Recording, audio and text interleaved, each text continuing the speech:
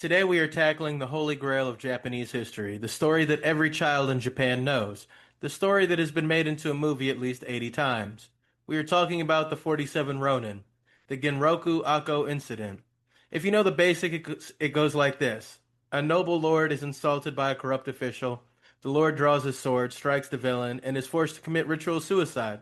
His loyal retainers, now Ronin, spend 2 years pretending to be drunks and beggars to lower the villain's guard. Then, on a snowy night, they reunite, storm the mansion, cut off the villain's head, and commit mass suicide to restore their honor. It is the ultimate story of Bushido loyalty, sacrifice, and justice. But what if I told you that historically speaking, almost everything we think about this story is a bit twisted? What if the villain, Kira Yoshinaka, wasn't actually evil? What if the hero, Oshi Kuranosuke, wasn't pretending to be a drunk, but was actually just a drunk? And most importantly, what if I told you that by the standards of their own time, these guys weren't heroes, they were criminals who broke the samurai code? Today we are going to peel back the layers of the Chushi Nigura legend. We are going to look at the legal nightmare that caused this for the shogun, the philosophical debate it sparked among samurai, including the guy who wrote the Hagakure, and why this specific event became the defining myth of Japan. Buckle up, we're going to Edo. To understand the tragedy, we have to understand the setting. It is 1701, the Edo period. Japan is peaceful, boringly peaceful. The shogun, Tokugawa Tsunayoshi, is a stickler for rules. He's the guy known as the dog shogun because he passed laws protecting stray dogs. He is obsessed with order.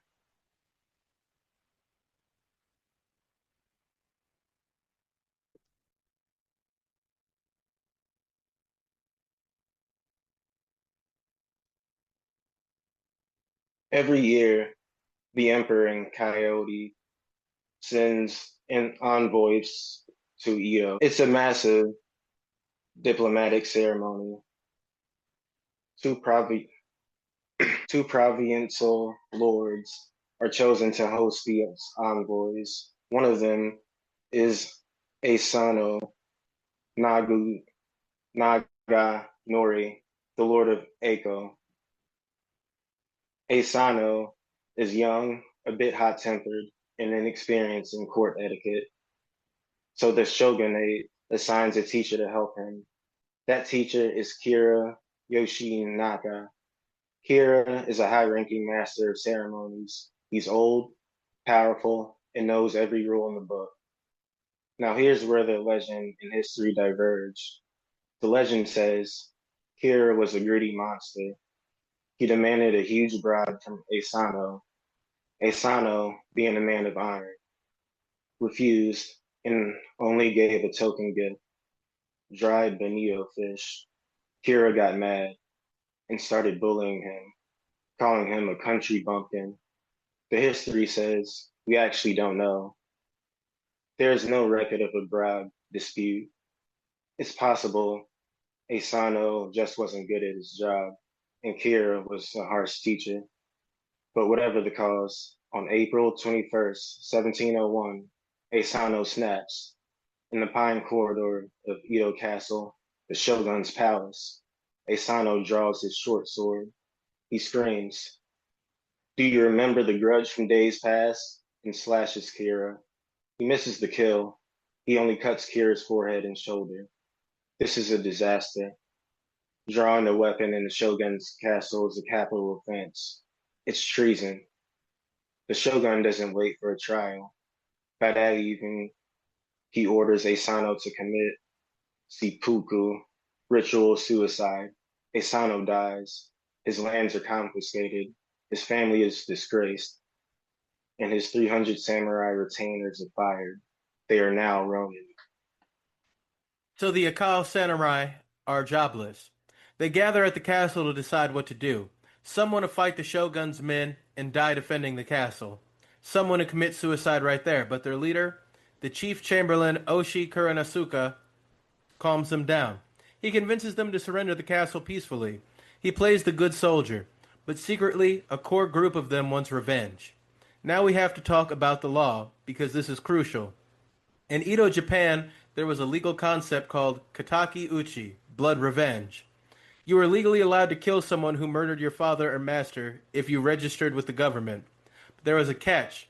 Asano wasn't murdered by Kira. Asano attacked Kira, failed to kill him, and was executed by the law. Technically, Kira was the victim here. So the Ronin had no legal ground to stand on. If they attacked Kira, it wouldn't be Kataki Uchi, it would be murder and conspiracy. Furthermore, there is a famous critique from a contemporary samurai named Yamamoto Tsunetomo, the guy who wrote the Hakagore. Yamamoto hated the 47 Ronin's plan. He argued, why are they waiting? A true samurai would have attacked Kira the next day. Who cares if they win? Who cares if Kira has guards? By waiting 2 years, they risked Kira dying of old age, which would have meant their lord was never avenged. To hardliners, the Ronin were being too calculating. They were acting like merchants planning a transaction, rather than warriors seeking death. Despite the criticism, Oishi plays the long game.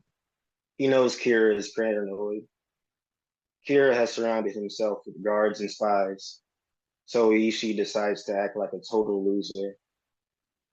He moves to Kyoto. He starts spending all his money on geisha and booze. He is seen passed out in the streets. He earns a nickname, Hiru Anda, the daytime lantern. What does that mean? A lantern is useless during the day. It's just taking up space. They were calling him a waste of skin. There's a famous story where a Satsuma samurai sees Oishi drunk in the gutter, kicks him in the face, and spits on him, saying, "You aren't a samurai, you're a dog." Oishi takes it, he grins and bears it. He even divorces his wife and sends her away, supposedly to protect her. But it looks like he's just abandoning his family for a life of debauchery. Now, historical reality check. Some sources suggest Oishi actually just liked drinking. The daytime lantern nickname existed before the incident. He wasn't the sharpest tool in the shed when it came to finances. So was it a brilliant Hamlet-style act of madness? Or was he just a guy dealing with depression and unemployment the only way he knew how, while secretly holding on to one last spark of duty? Either way it worked, Kira's spies reported back. Don't worry about the Akko guys. Their leader is drunk. They're finished. Kira relaxed.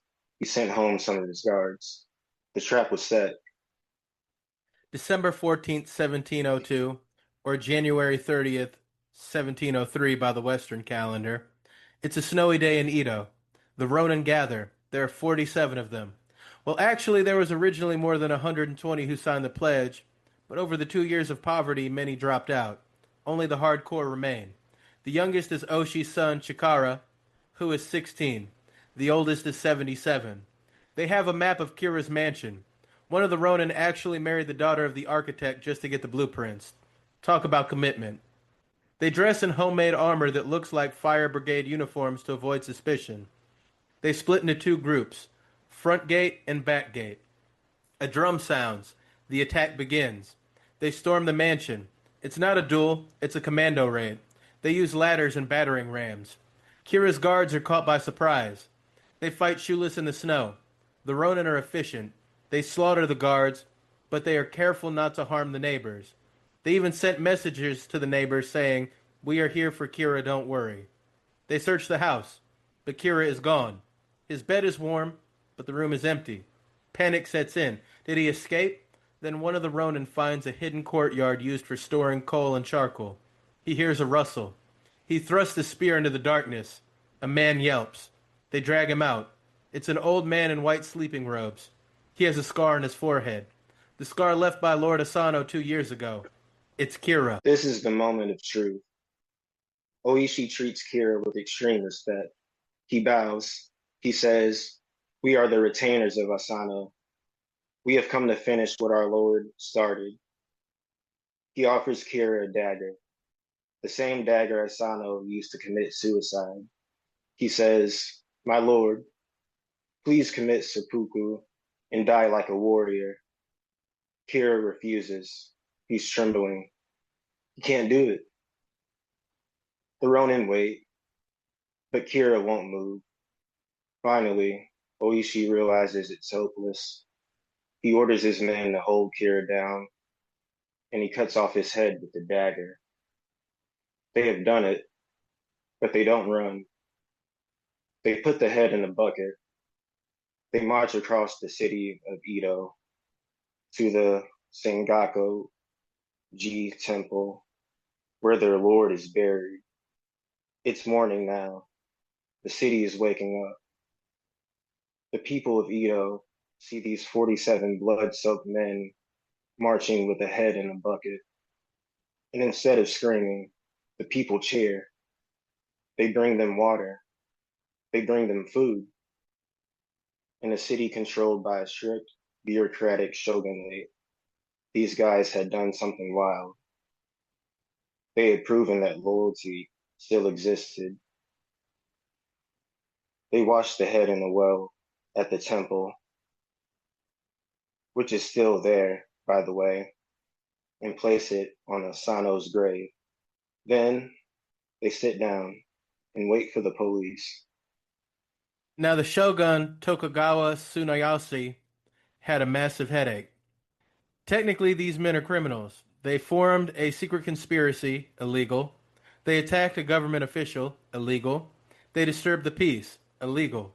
But law, it says they should be executed as common murderers, decapitated like bandits. But public opinion is 100% on their side.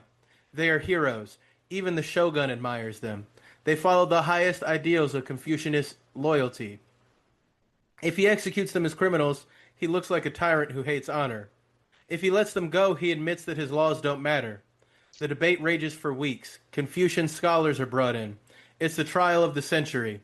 Finally, they find a third way. The shogun orders them to commit seppuku. Why is this a win? Because criminals are executed. Warriors commit seppuku. By ordering seppuku, the shogun is saying, "You broke the law, so you must die, but you acted with honor, so you may die a samurai." It was a death sentence, but it was an honorable death sentence. On March 20th, 1703, 46 of the Ronin commit seppuku. Why 46? We'll get to that. They are buried next to their master. You might have noticed he said 46 committed suicide. Who was the 47th? His name was Terasaka Kichi Iman. He was the lowest ranking member of the group, an Ashiguru, foot soldier, not a full samurai. The story goes that after the raid, Oishi ordered him to not turn himself in. He was ordered to run. Why? To be the messenger, to go to the Asano family in Hiroshima and tell them the deed was done, to make sure the truth was told. Terasaka lived. He was eventually pardoned by the shogun, which shows the shogun really didn't want to kill them. He lived to be 83 years old. When he died, he was buried at Sengaku-ji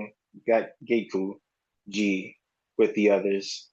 So in death, the 47 were reunited. But the story didn't end there. It exploded. The government banned people from talking about it because it made the government look bad. So playwrights changed the names. Asano became Lord Inya. Kira became Lord Murano. They set it in the 14th century. They called the play The Treasury of Loyal Retainers. It became the most popular play in Japanese history. It turned a messy, legally dubious incident into a perfect fairy tale of good versus evil. It turned Oishi into a flawless hero and Kira into a cartoon villain. Today, every December 14th, thousands of people visit Shingiku-ji Temple to burn incense. It is the story that defines the Japanese soul. It asks the question, when the law conflicts with what is right, which one do you choose? The 47 Ronin chose what they thought was right, and they paid for it with their lives.